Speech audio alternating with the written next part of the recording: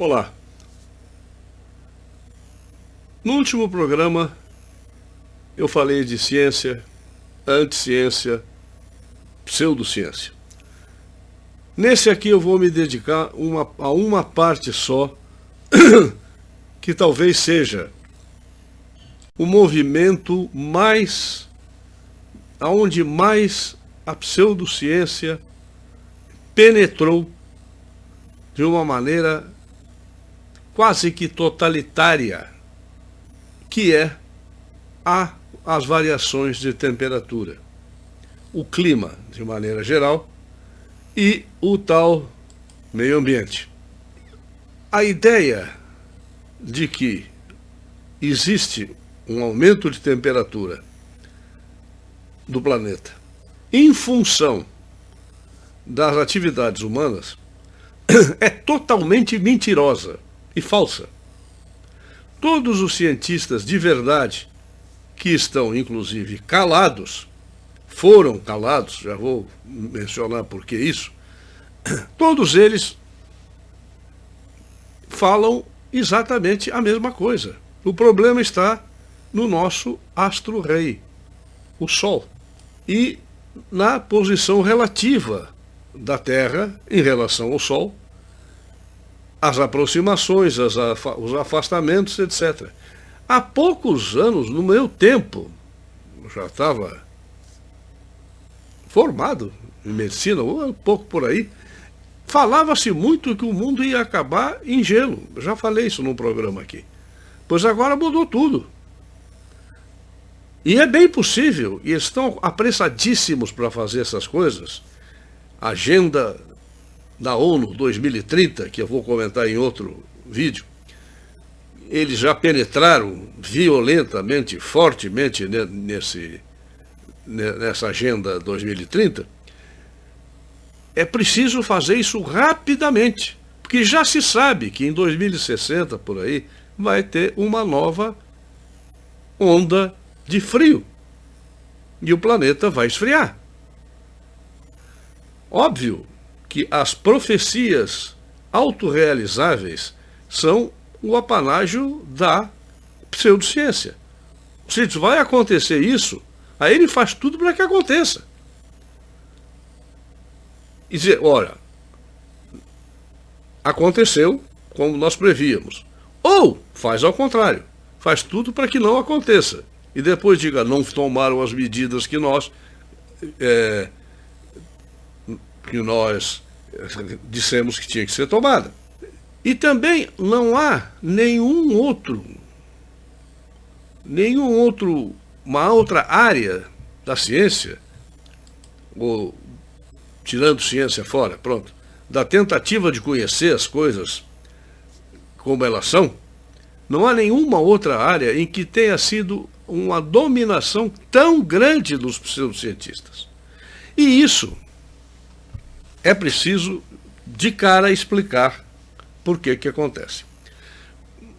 Voltando ao que eu disse no vídeo anterior, o cientista verdadeiro não está interessado em autoridade, em comandar nada, em modificar nada. Agora até me lembrei de um axioma de Karl Marx, que eu vou falar daqui a pouco. Todo o pseudocientista é o contrário. Então, o que acontece é que a minoria é de pseudocientistas mentirosos. A grande maioria dos cientistas trabalha tranquilamente nos seus laboratórios. Eu tenho um filho, Balora, que trabalha com isso. Eu conheço muita gente. E esse pessoal não está interessado em dominar ninguém, em fazer, em mudar o mundo. O pessoal aceita o mundo como o mundo é. Vamos estudá-lo como ele é. O axioma de Marx é: os filósofos até hoje tentaram entender o mundo. Cabe agora mudá-lo, modificá-lo. Isso é o cúmulo da estupidez. Só podia dar no que deu. As ideias marxistas, porque por mais que muita gente de esquerda queira dizer, não, mas as ideias de Marx não foram bem aplicadas e o comunismo não é exatamente o que Marx dizia. Ora, não. É sim, porque é exatamente isto que Marx disse, esse axioma de Marx. Está na hora de mudar o mundo e não de estudá-lo. Então, aí entra a pseudociência. Aqueles cientistas e que às vezes até fizeram bons cursos de ciência, bons cursos das várias ciências existentes, física, química, esse troço, mas que se deixaram tomar por essa necessidade de autoridade, de ser autoridade e de mudar o mundo. Portanto, o comunismo, além de outras coisas, além de genocida, é burrice. Burrice muito grande, é burrice. A definição de burrice está nesse axioma de Marx. Ora, vamos mudar o mundo, nada de estudar mais, não nos interessa, nós já sabemos tudo. E é verdade, não, ele não acha. Tenta conversar com o marxista a respeito de alguma coisa que seja, ele já sabe tudo. Quando você discorda, ele diz, mas você não entendeu bem. Você não está entendendo, você não está compreendendo, você tem que mudar a sua maneira de pensar para que você vai entender perfeitamente o que é que nós estamos dizendo. Ora, não há nada que possa dar mais poder ao homem do que mexer com o clima, mexer não, tentar, do que se tomar todas as bases físicas, eu digo, bases físicas da pseudociência, que são as universidades, a mídia e os, vamos dizer assim, os ministérios públicos, os ministérios e secretarias e etc. do poder público. Esses três lugares fundamentais, eles são aonde se expressa a autoridade. Ora, o sujeito que entra numa universidade, que ele já, ali dentro dessa universidade, como nós já vimos isto na Universidade de East Anglia, em outras também, que a situação já está tão... o domínio da pseudociência está tão grande que quem falar alguma coisa diferente é expulso. Primeira medida é o silêncio. Quando alguém diz algo diferente do que a maioria já está pensando não, porque a maioria já está doutrinada, é o silêncio. Se o silêncio não funcionar e o cara continuar, o chato continuar a falar, qual é a outra saída? Simplesmente isolá-lo, segregá-lo da grande maioria e nunca vir a ser promovido, não aprovarem suas teses, etc, etc. Porque estão em desacordo com a ciência. Eu falei no outro vídeo a respeito da questão dos debates. Pois muito bem, aqui eu vou usar hoje um outro autor que também é importante, que é Drie Godefridi. Italiano seria Godefridi, mas francês. E ele escreveu um livro chamado Green Reich, que eu recomendo que vocês leiam. Quando fala em Reich, eu volto a um programa antigo, meu, a respeito de ambientalismo, em que eu falei com todas as letras que o ambientalismo é nascido, o cuidado, as leis de defesa da natureza nasceram na Alemanha. Na verdade, a primeira lei foi uma lei do Reich, uma lei nazista. A primeira lei mesmo de defesa da natureza. Mas as ideias já vêm de muitos anos atrás. Foi Haeckel, Ernst Haeckel, o primeiro sujeito a falar assim, em ecologia.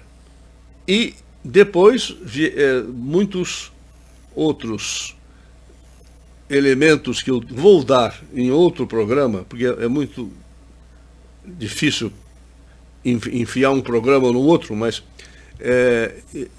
falar sobre o valor que era dado na Alemanha para os ambientes, o ambiente, natureza, caminhar, os Wandervogel, que eram o grupo de garotos jovens que andavam caminhando pelo mato e etc. Então, isso tudo foi muito bem aproveitado numa lei nazista. Mas esse livro do Godefroy, ele não se refere especificamente ao Reich, até só no final que nós vamos chegar lá.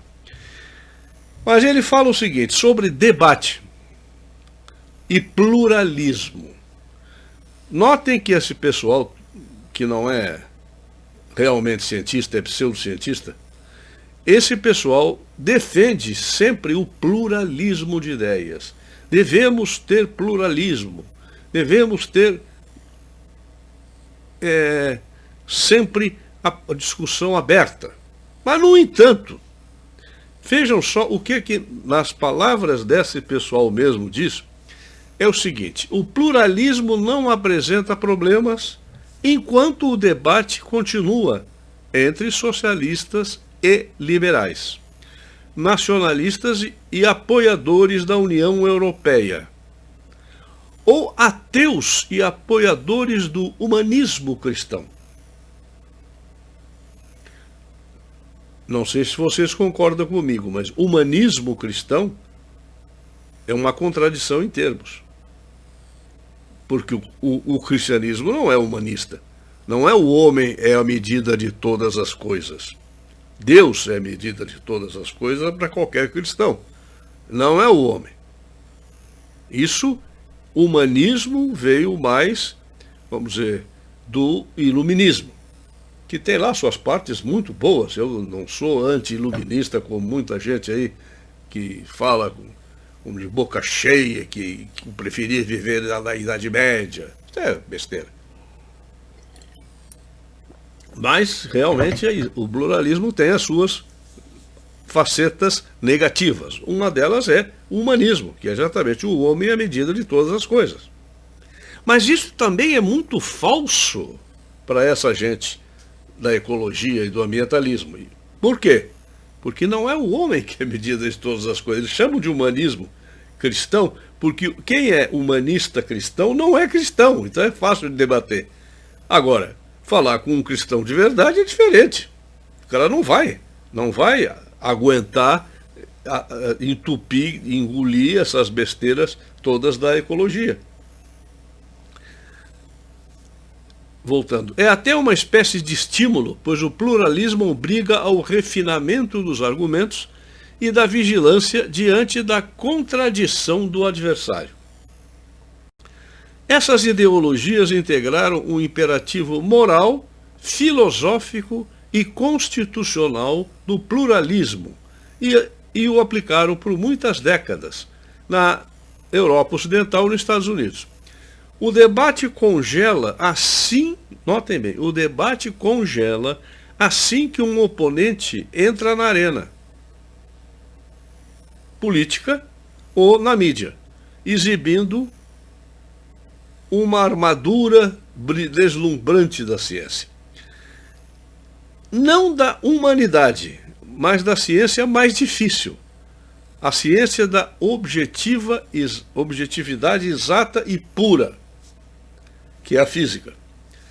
Então o debate não está mais entre considerações morais diferentes e permanecerão fundamentalmente relativas e subjetivas. O debate está agora entre moral e ciência. Bom, não existe realmente eles têm, para traduzir, deu raiva, mas rage. Não existe exatamente rage, raiva, de como a relatividade ética poderia enfrentar a objetividade da ciência? Como podemos contradizer, discutir, debater e esperar, de alguma forma, refutar a física com a moralidade? Veja como eles propositadamente misturam alhos com bugalhos. Esse fato não escapou aos partidos ambientalistas, que se comportam como tantos relatórios do IPCC, Intergovernmental Panel on Climate Change. Isto é a ciência. E da ciência nós derivamos os seguintes imperativos. A ciência impõe o ambientalismo. Nós somos a ciência. Notem bem que os sujeitos não dizem assim, nós somos cientistas. Nós somos a ciência. Uma combinação formidável de uma transcendência do argumento científico no debate político. Estamos voltando ao governo dos cientistas à la Renan, no século XIX. Ernest Renan, no livro L'Avenir de la Science, Futuro da Ciência, em 1890, escreveu: abre aspas, organizar a humanidade cientificamente é, portanto, o direito da ciência moderna. Tal é a sua afirmação ousada, mas legítima. Isso é o que eles querem dizer quando eles falam sobre o sonho dos cientistas à la Renan. Assim, se é o mundo que nós desejamos. Um governo de e para a ciência. Não é mais para os homens. Não é mais. Esqueçam democracia, liberdade, esqueçam tudo isso. Porque um governo da ciência para a ciência, pela ciência. Assim que aceitamos as pretensões científicas do ambientalismo, o pluralismo se torna impensável e até repugnante. Al Gore, que eu citei no programa anterior. Como alguém pode tolerar um moralista debatendo a ciência climática? Haverá discussão possível sobre a sobrevivência da humanidade? Alguém pode ser contra a sobrevivência da humanidade? Não, né? Então qualquer pessoa que tente discutir com esses pseudocientistas do ambientalismo e da ecologia é, obviamente, um assassino, um genocida.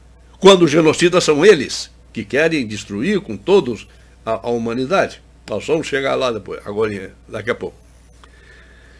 Ora, se o ambientalismo, diz o autor aqui, se o ambientalismo é uma ciência, ela não pode ter voz no campo político. Se for para o campo político, ela deixa de ser ciência. Mas é claro, você não pode fazer. Esta ideia de Renan, do L'Avenir de la Science, de organizar a humanidade cientificamente, é um absurdo. Porque a humanidade não pode se organizar cientificamente. Vocês notem bem o que isso acarretaria. Muitos de vocês são partidários de algum tipo de partido, outros de outros tipos de partido, enfim, ou são católicos, outros são protestantes, outros são ateus, outros são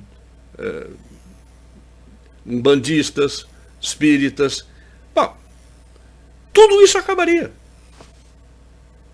no momento em que alguém dissesse: esta é a ciência, isto é científico. Então haverá, nesse caso haveria, um partido científico. E você não pode criar um outro partido com bases em outras crenças, porque o mundo estará organizado, e veja bem, Renan não dizia isso como uma hipótese, mas como algo a ser feito, realmente. Então você terá uma ciência enfiada dentro da política. Não é a mesma coisa que ciência política, que eu também não acredito que exista. Acho que política não é ciência, assim como eu afirmei que psicanálise não é, política também não é ciência. Isso é besteira. Porque lida com assuntos que não são científicos. Por que que um sujeito vota no Partido Comunista? Por que que uma pessoa vota no Partido Democrata Cristão? Por que que o outro vota no sei lá em quem? Partido Liberal, Democrata, o que seja. Isso não pode ser ciência, porque depende de opções livres dos seres humanos. Então, quando você enfia, como o autor aqui bem o diz, se o ambientalismo é uma ciência, ela não pode ter voz no campo político. Se ela for para o político, ela deixa de ser ciência. Passa a ser, ora, se você consegue impor um partido científico, supondo o partido que diz que é científico, como é o Partido Comunista. Mas estou falando de coisa pior do que isso. Ora, você deixa de ser ciência, porque passa a ser a política e não mais pode pesquisar nada, porque já está estabelecido. Se isso tivesse, digamos, êxito, o que o comunismo não teve, sabemos todos, se isso tivesse êxito, era o fim de qualquer laivo de liberdade que se possa ter no mundo. Isso está de tal maneira complicado e incluído dentro das Nações Unidas, que eu vi num dos vídeos passados, eu disse que tinha umas 800 mil ou 1 milhão, e aí o meu filho corrigiu contando 12 milhões de ONGs. Não sei se as 12 milhões estão diretamente ligadas à ONU, mas a maioria está aí. E nós vamos ver agora aqui que existe na União Europeia. Vamos examinar a União Europeia, deixa as Nações Unidas para outro dia. Existe, e aqui vão 2 gráficos, vai um atrás do outro, que são os chamados Green 10. Green 10. São 10 organizações, 10 ONGs, que imperam na União Europeia oficialmente. Todas elas estão ligadas à União Europeia. Portanto, deixaram de ser ONGs, porque não deixaram de ser não governamentais. Vejam como as coisas são mentirosas de princípio. Organizações não governamentais, mas elas atuam dentro dos governos. É o que acontece aqui no Brasil, que tem mais ONG tomando conta da parte de cultura, da parte de saúde, da parte de não sei de quê, do que qualquer outra coisa. Inclusive, é um exemplo aqui da cidade do Rio de Janeiro, em que os hospitais municipais foram entregues para a Viva Rio, que é uma ONG. A Viva Rio administrar hospitais. Isso é um absurdo dos absurdos. O que esses caras entendem disso? Nada. No entanto, é exatamente isso. Mas nós vamos ver aqui na União Europeia, e vai entrar agora aqui o 2. Primeiro vamos ver um por um desses. São 10 organizações. A primeira é o Bankwatch Network, que reúne 16 organizações subsidiárias. BirdLife Europe and Central Asia, com 48 organizações subsidiárias. CAN Europe, Climate Action Network, tem 30 organizações subsidiárias. European Environmental Bureau, 140, representa 140 organizações. Friends of the Earth Europe, 30 organizações incluídas. Vejamos agora o segundo quadro, o segundo print. Greenpeace European Unit, que tem representantes em 55 países. Health and Environment Alliance, com 45 organizações subsidiárias. Nature Friends International, que reúne 75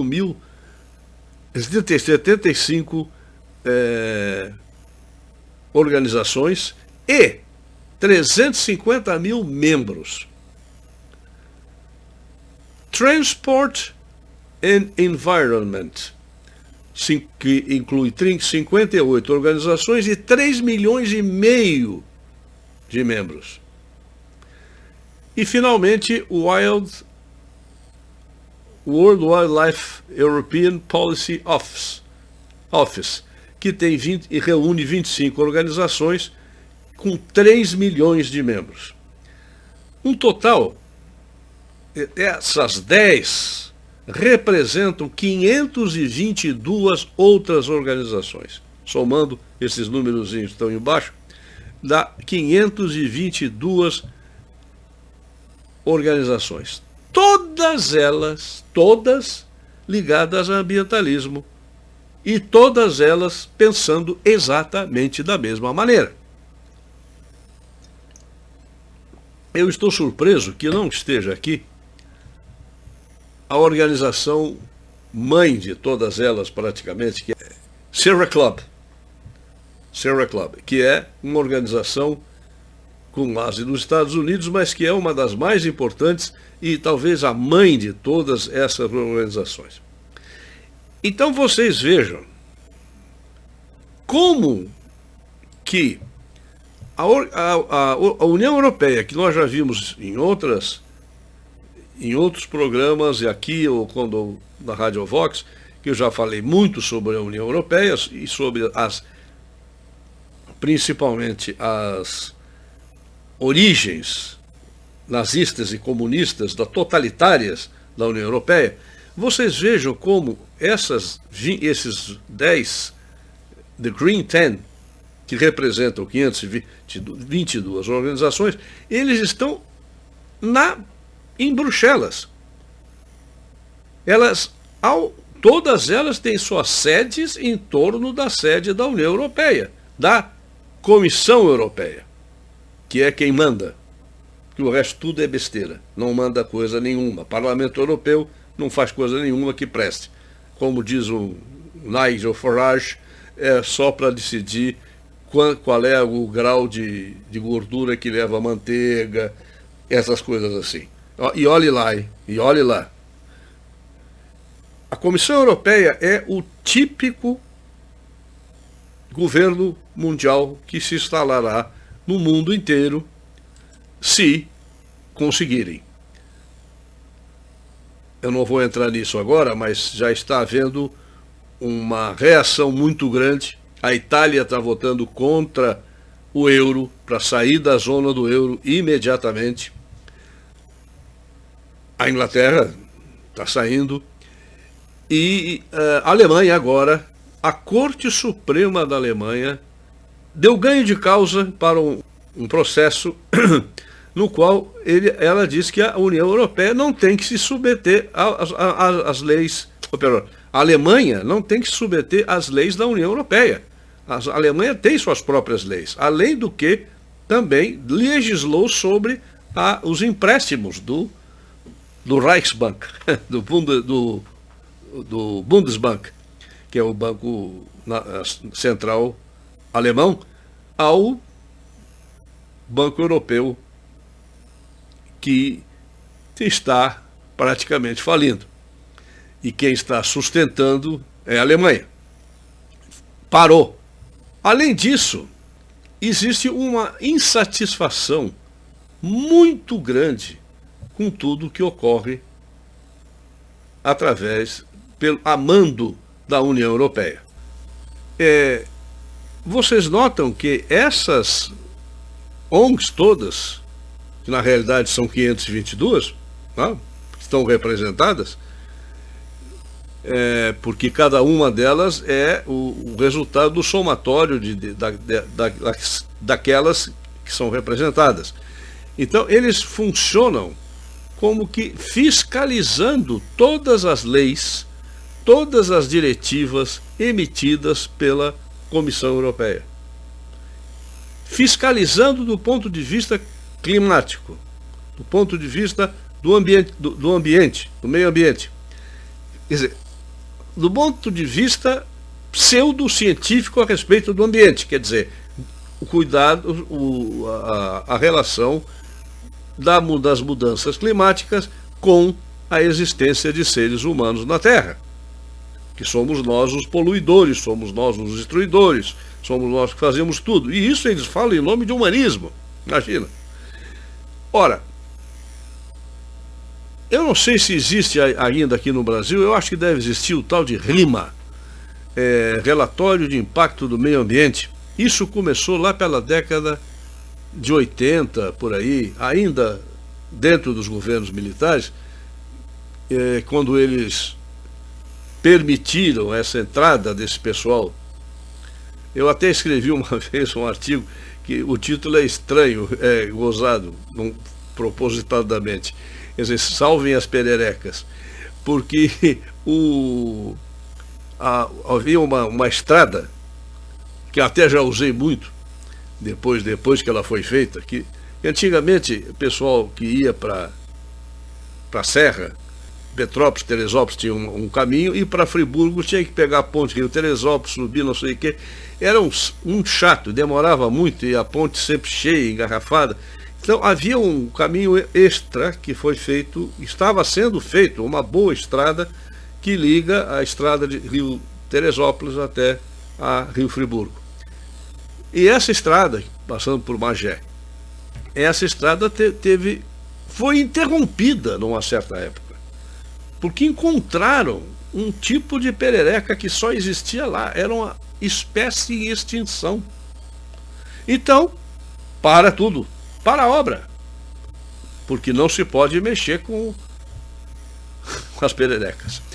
E eu fiz um artigo usado, não me lembro, vou ver se eu encontro, vou publicar, porque realmente foi uma barra, o negócio como ainda era governos militares, parece que acabou sendo imposto, a estrada saiu, é uma maravilha, uma estrada muito boa, muito fácil de utilizar e rápido, porque ela é muito, muito boa estrada.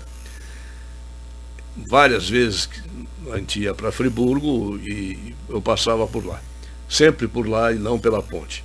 Então, esses relatórios, eles são feitos, mas vocês não têm ideia do volume de regulamentos que existe na União Europeia. Imagina na ONU, hein? Isso eu vou falar outra vez. Mas é coisa de 16 mil páginas de regulamentos que tem que ser seguidos só da parte das ONGs do meio ambiente. 16 mil páginas de regulamentos que tem que ser seguidos por todas as leis e diretivas aprovadas pela Comissão Europeia. Ora, isso é uma loucura. E, como nós vimos, não existe possibilidade de sequer debater. Eu vou mostrar aqui para vocês também um outro print, um terceiro print, que é o seguinte. É uma escola para treinar pessoas exatamente nos cuidados com o ambiente, mas principalmente os cuidados baseados na ação humana que está destruindo o planeta. O curso se chama Master 2 Europa. Tem aí a fotografia da localização do Instituto de Estudos Políticos de Estrasburgo. Essa fica em Estrasburgo, onde é o Parlamento Europeu. O programa é Políticas Europeias e Assuntos Públicos, Políticas Europeias e Franco-Germânicas, Políticas Europeias de Segurança Exterior e Estabilidade Internacional. Só que tudo isso não fala, não mostra aí o que realmente se ensina lá. Bem, nós vamos entrar depois disso. Eu pensei uma coisa aqui. O pessoal que está ligado a essa escola e a essas ONGs todas, fizeram um manifesto em que diz a respeito das mudanças climáticas, chega de conversas, ação. Eu não vou ler esse manifesto, porque ele é muito chato, mas foi um manifesto, a iniciativa foi de várias ONGs que nem estão citadas ali como principais, das 10 principais, são das 522. Attaque France, CRID, Rede de Ação Climática, ITEC, Amigos da Terra, BISI, que sei lá o que é, Terre Solidaire, Confederação Camponesa, Emmaüs Internacional, Fundação de Ciências do Cidadão, França, América Latina, Liberdade da França, FSU, Movimento pela Paz, nossa conhecida Oxfam, na França, Union Solidaire e Terre des Hommes, Terra dos Homens. Então, isso tudo, esse grupo lançou um manifesto, que é um manifesto que tem a ver com muita coisa que eu já falei aqui a respeito do coronavírus. Vocês veem como as duas têm a sua mesma finalidade e a mesma estratégia, que é catastrofismo e pânico. Mas, voltando ao livro, medo e catastrofismo tornaram-se a norma no tratamento do tópico clima, e eu digo saúde, pela maioria dos elementos da mídia, com 2 fatores determinantes. Primeiro, por causa do sucesso desproporcional da ideologia ambientalista nas fileiras dos jornalistas. Porque eles já são aqui no Brasil, ao menos, é claro, uma das pautas principais da Faculdade de Jornalismo é exatamente isso: ambientalismo de causa, destruição da terra de causa humana. E 2, além de ela ser muito maior do que entre o público em geral. Segundo, porque o catastrofismo vende, e é uma veia inesgotável de inspiração editorial. Diga-se o mesmo do que está acontecendo com o coronavírus. Pânico. Eu soube há pouco que existem até mesmo crianças que estão com medo de voltar para a escola quando reabrir, se é que vai reabrir. Pais, então, muitos, as escolas particulares estão temendo um corte de alunos presenciais muito grande e vão ter que adaptar o preço, porque uma coisa é presencial, uma outra coisa é em casa. Vai ser muito difícil deixar de oferecer ensino à distância, porque as pessoas vão ter medo, o pavor que essa porcaria desse safado terrorista, Tedros Adhanom, criou, e com seus afiliados aqui no Brasil, em todo o mundo, Dr. Fauci, etc. A Oxford Research Encyclopedia, em setembro de 2017, tem um trabalho de Joseph Rezer e Graham Bradley, que escreveram extensas literaturas de pesquisa, abordando a preparação, prevenção e mudança de comportamento nas áreas de saúde pública, marketing e comunicação de risco em geral, fornecem informações empíricas consistentes com o apoio e a eficácia qualificada do medo como apelo em comunicações e campanhas persuasivas de influência social. Em resumo, o medo funciona.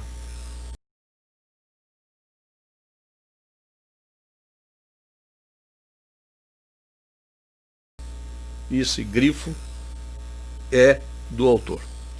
Como o tópico climático é uma questão de sobrevivência, dizem, os ambientalistas exigem que a lei, o valor e as empresas estejam subordinados a ele. Note-se o RIMA, note-se o controle sobre as empresas privadas através desses grupos ambientalistas. Isso os leva, bom, o principal lugar do mundo em que isso acontece é no Brasil, Amazônia. Vejam, ameaça de não vão comprar mais gado do Brasil porque eles estão desmatando. E isso os governos são forçados por essas organizações, mas e também pela mídia.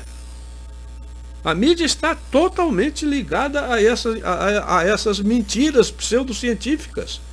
Porque, vamos deixar claro, hoje em dia, ao menos o que eu conheço aqui no Brasil, todo jornalista é burro. Não sabe nada. Então, quando enfia um monte de coisa na cabeça dele, fica achando que sabe. E como fica achando que sabe, começa a repetir. E isso ressoa em toda a mídia, em toda a população. Então, isso os leva a reivindicar a adoção de leis e arranjos constitucionais expressamente dedicados a colocar o clima no centro do processo de tomada de decisão, de modo que nenhuma decisão legislativa, executiva ou judicial seja tomada sem que tenha sido medida em termos de seus efeitos sobre o clima. Leia-se aqui principalmente emissões de CO2. Ao constitucionalizar o clima, os ambientalistas obrigam juízes e tribunais constitucionais a equilibrar as liberdades civis com o imperativo climático. Isso significa, na prática, que o exercício da liberdade é concedido, reconhecido e protegido por lei somente se as emissões de gás carbônico forem consideradas razoáveis e proporcionais, de acordo com os critérios familiares aos advogados especializados em direito público. Notem que ontem parece que o Bolsonaro, o presidente da República, foi multado em R$2.000 por dia se ele não usar máscara. Mas aonde tem essa lei? Não existe essa lei de usar máscara. Procura na Constituição, procura nas leis brasileiras, não existe isso. Isso são instruções de emergência. E qual emergência maior existe do que a emergência do aquecimento global, da mudança do clima? Ora, é uma emergência permanente. Notem bem, emergência é uma coisa que acontece e acaba. Não, aí não, é emergência permanente. E cuidado, hein, porque o coronavírus vai se transformar noutra emergência permanente. As leis internacionais passam a ter primazia.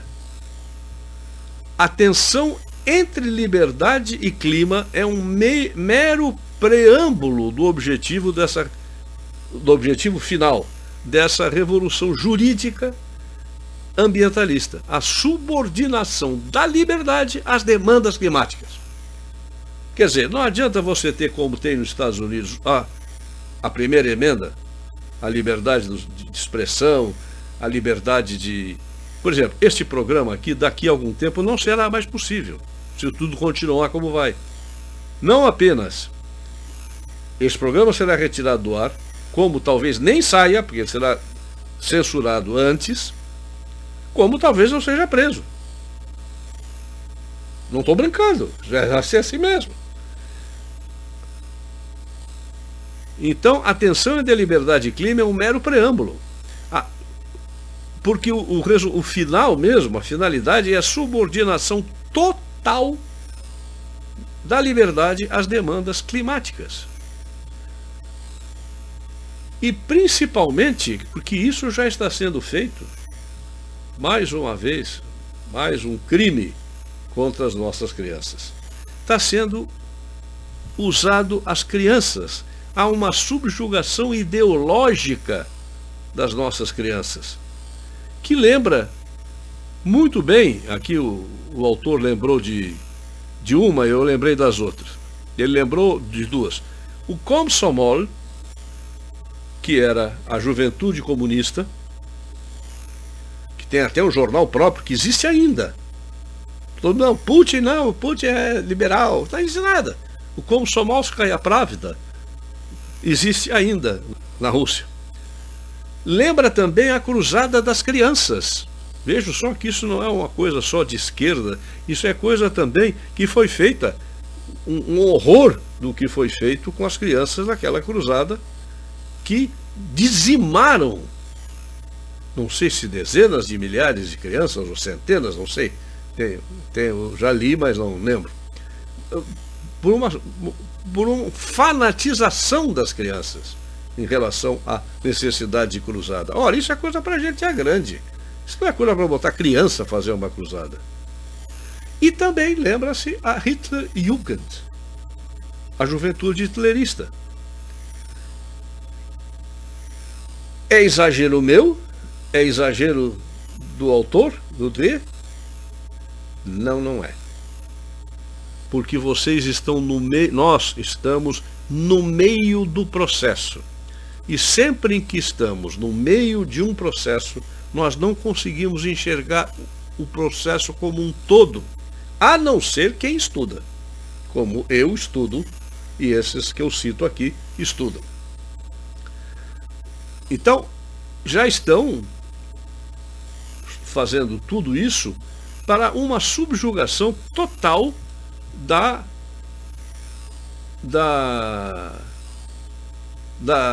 humanidade e até mesmo um sentimento de culpa da humanidade, tentando enfiar isso na humanidade, de maneira que as pessoas se sentem culpadas de respirar,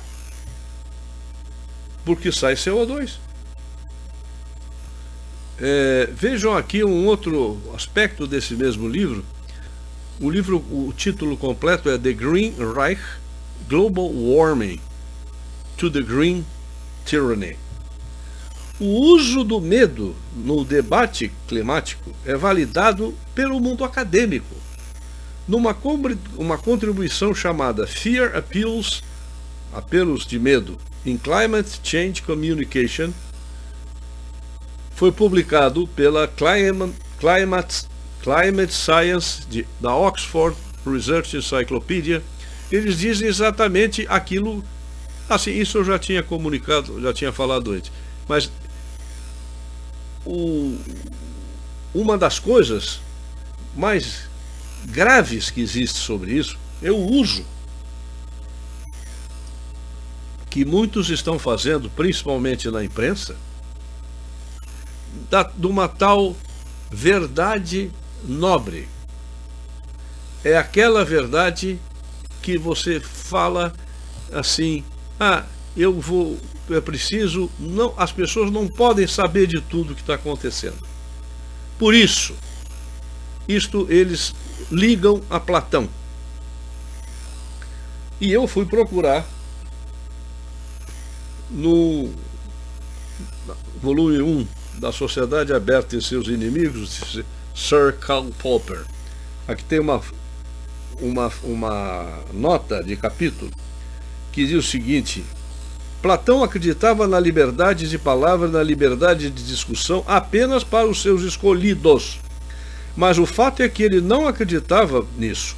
Tanto na República como nas leis, ele expressa seu temor de que qualquer pessoa que não haja alcançado os limites da ancianidade, da velhice, possa pensar ou falar livremente, pondo assim em perigo a rigidez da doutrina detida e, portanto, a petrificação da sociedade. O que traduzimos aqui, o tradutor para o português do Popper, O que traduzimos como mentira senhorial costuma ser traduzido como mentira nobre, ou mentira ou nobre falsidade, ou mesmo ficção benigna. E sabe o que é isso? Quando a pessoa, o próprio pseudocientista, sabe que está mentindo, mas ele mente numa mentira nobre. Por quê? Porque é em prol da defesa do meio ambiente e da defesa da Mãe Terra, Pachamama. Bom, eu vou ficar por aqui e vamos voltar a esse assunto ainda muitas vezes com outras contribuições importantes a respeito dessa falsa ciência que se chama ecologia ou ambientalismo, ou o nome que bem queiram dar a esses mentirosos.